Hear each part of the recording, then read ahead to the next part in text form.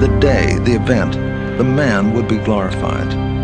Dali saw Columbus as a hero of all time. The people Columbus had mistakenly called Indians see something very different. Playwright Thompson Highway. Well, I mean, it's laughable that he discovered us. I mean, we weren't exactly sitting around waiting to be discovered. Columbus was just someone who happened to get lost here on these shores. Truth be known, we found these guys half starved, washed up on the beach. And went, oh, you poor sods, come here, you know. And cured them, and look what happened.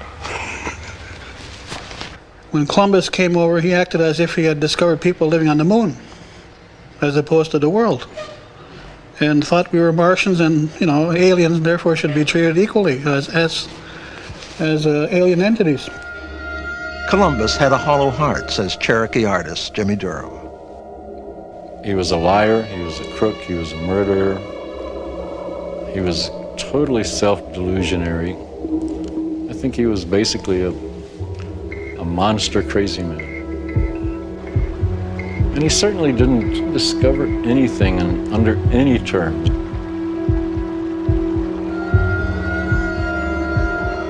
To be discovered, someone must be lost. And the question is, who was lost and who was found?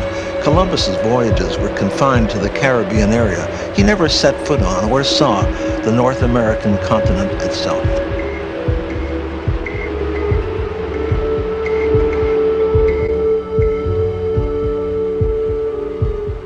This is the way it was. Several hundred years before Columbus, there were the talking rocks, legends and histories told by a people steeped in a faith that was inseparable from the earth they call mother.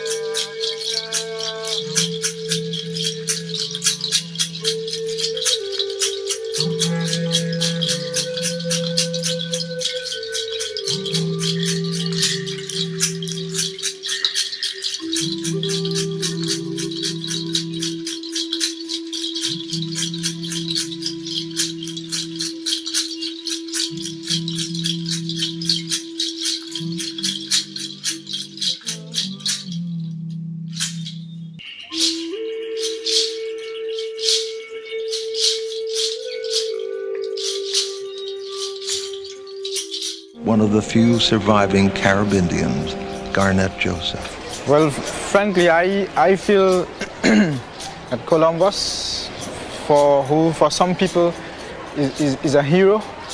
Doesn't mean anything to the Carib people.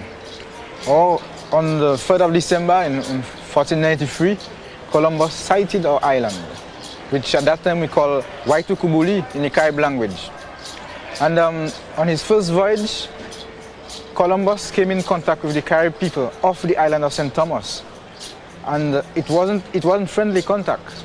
And at that time, on that occasion, what Columbus got from our Carib people was a shower of arrows.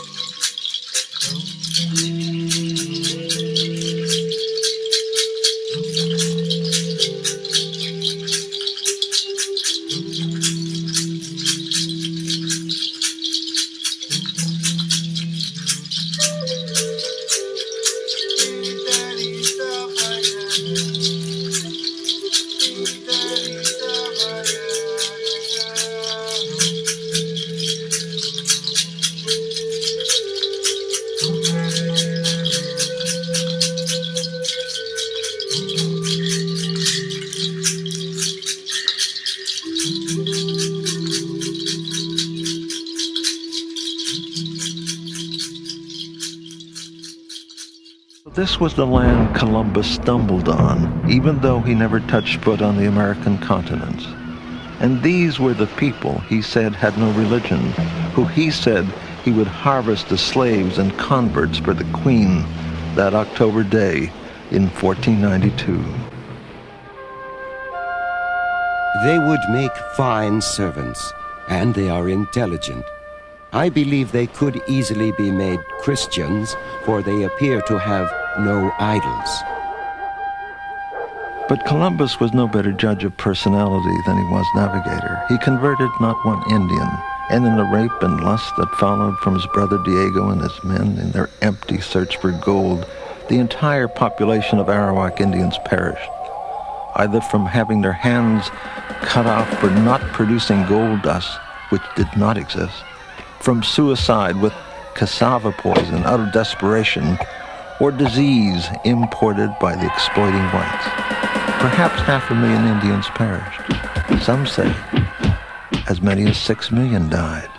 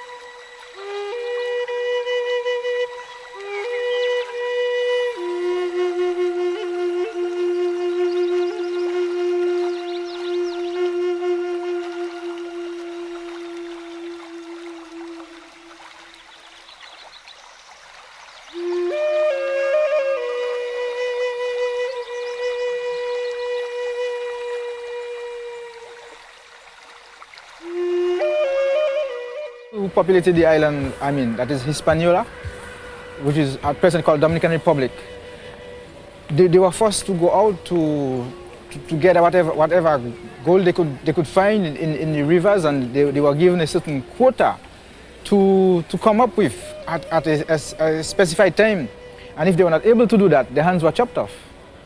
So they were forced to go out to give their time, forget their survival, and go to get whatever riches that could be found on the island for the Spanish people at that time. The population was wiped out very fast. In Dominican Republic or in Hispaniola, within 50 years, the population was almost completely wiped out. And they were hanged. They were hung in numbers of 13 in honor of the 12 disciples and Jesus Christ. And they were burnt with green wood so that the Spanish people could enjoy their Christ longer.